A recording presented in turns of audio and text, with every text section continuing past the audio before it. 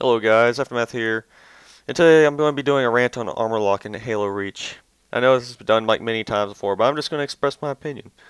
If you don't already know, armor lock is a get out of jail free card in Halo Reach, allowing players to be invincible for a short period of time. This short period of time though can end up killing you like quicker than a power weapon whore finds and comes at the sight of the nearest rocket launcher.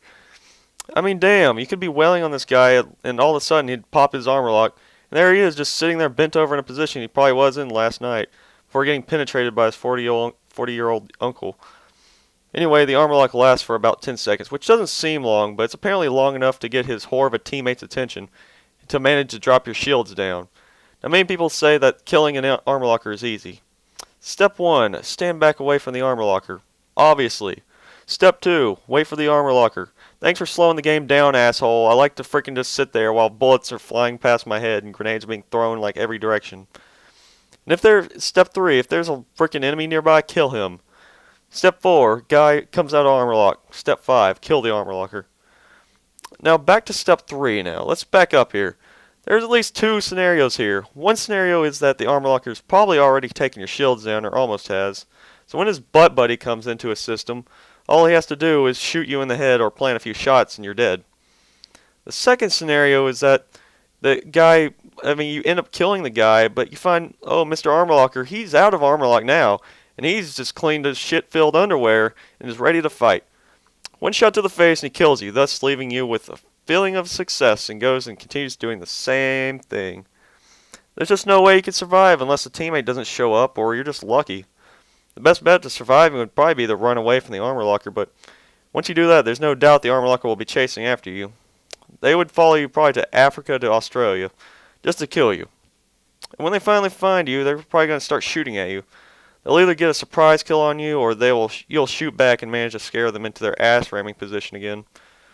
As they repeat the process, you will also do the same thing, most likely. I don't know.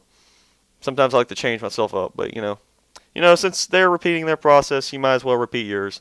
But yet again, if the guy does that, he gets out of armor lock, chases you like a child-hungry pedophile that he is until he has his way with you. Now on the positive side of armor lock, I like the fact that you can keep from getting hit by vehicles and explosives in melee.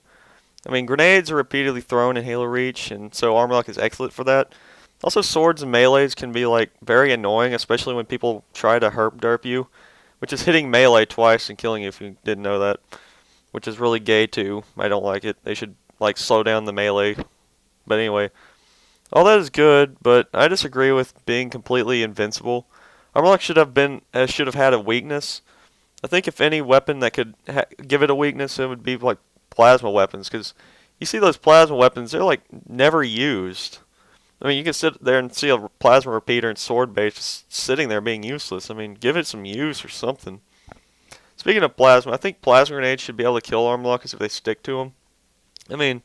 It's hard to stick for one, and then also you have to find the plasma grenades unless you're playing Elite Slayer, which if any of these rules take effect, there'd probably be no armor lock in Elite Slayer. Besides, Elite Slayer is already a piece of crap freaking game type anyway. In my honest opinion, though, I think armor lock could have been a great armor ability, but it's just unfair because of the invincibility against everything. Especially in really closed-in maps, there's teammates usually there just to assist them. Then you also get your own dumb teammates that'll run into them. Guys, don't stand right next to the armor lockers. Oh my god, you guys are freaking retarded. So that's my rant. I just wanted to vent this because armor lock is a cheap armor ability, and I just want to express my thoughts about it.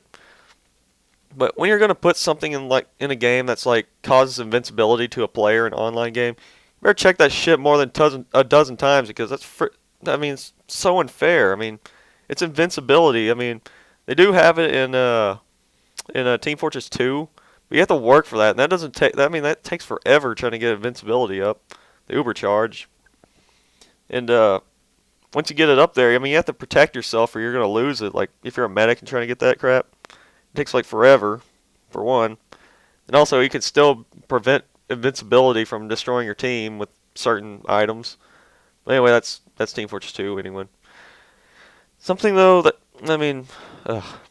Something that shouldn't be handed. That stuff shouldn't be handed out so easily. It should be there should be at least a few weaknesses, other than waiting 10 seconds. That's freaking stupid. You might as well take the controller away from me. That's basically what you're doing with armor lock when you're sitting there waiting for him to freaking get out. Anyway, that's my rant. So, see you guys later.